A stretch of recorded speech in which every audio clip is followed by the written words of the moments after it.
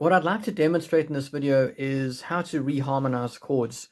Now that's a complicated way of essentially talking about how we take the chords that exist in a song and either changing them out completely, change a G to an A minor or whatever change you think will sound good, or it means taking an existing chord and modifying it a bit. So instead of a G, we have a G7 or something like that.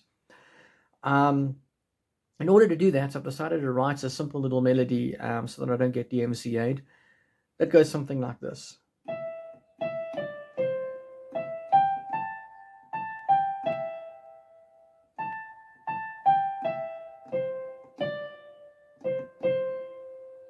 Okay, so it's nothing complicated. The chords that one might conventionally put to that, sort of the simplest chords would be a C, F, to a C, to an F, to a G, to C. Okay? But we might decide instead of because right now the only chords in that song are C, F, and G, we might decide to add in an A minor to make it sound something like this.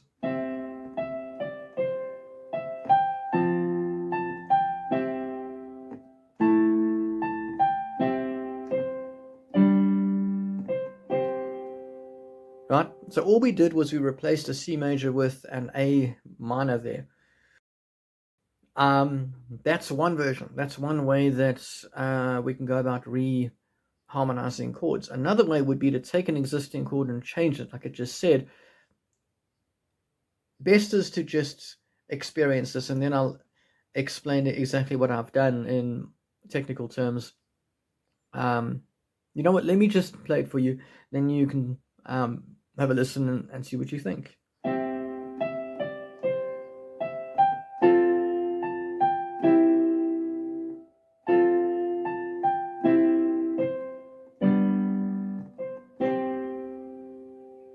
Okay.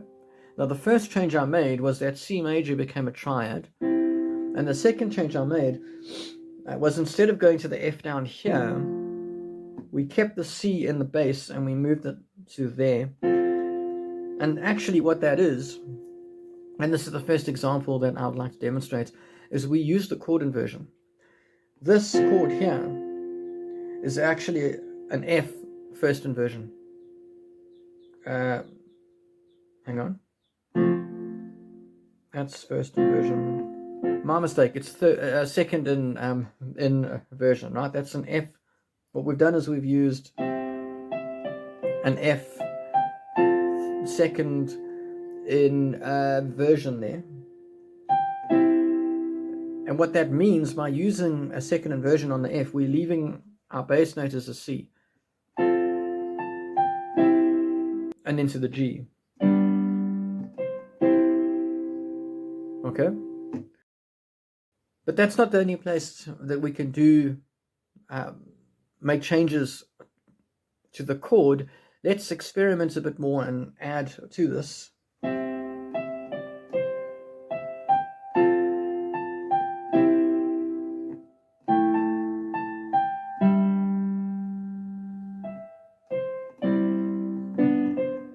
Didn't quite work. Let's try that again.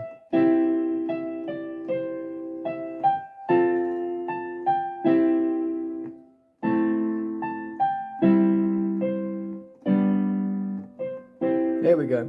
So what we did there essentially was the second type of thing you can do. Instead of an inversion, you can use a slash chord, right? Which in this case I had a G over C is what the it's this.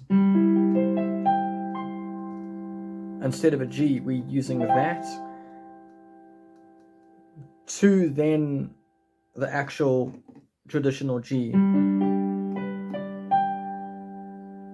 Right, but notice that we've basically got an F chord, I mean a C chord, well there, but we added in a G. Okay, except we left out that C.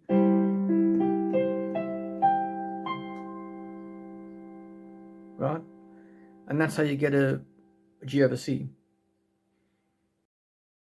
So that's two ways that you can reharmonize chords that I think are very useful. Now, 9 times out of 10, when you use the slash chord, you're either using the third or the fifth of the root chord, for lack of a better way of saying it. So, for instance, let's suppose we're playing a C. Most of the time, that's slash chord is going to be the third. That's the E.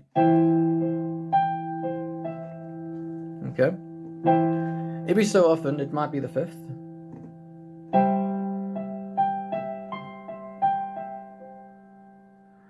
But that's generally what we're doing when we use slash chords. The other thing you can do is you can use a slash chord that includes a note that wouldn't normally be in the chords that we're playing. So we'll use our C chord as an example again. And one of the things we can do is augment that C. But instead of playing the augmented note, that's your G sharp over there, we're going to go.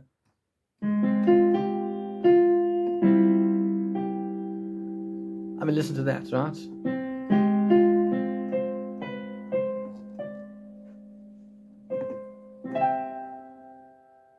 All right. So let's see if there's a way to fit that into our song that we just wrote. See if we can figure something out.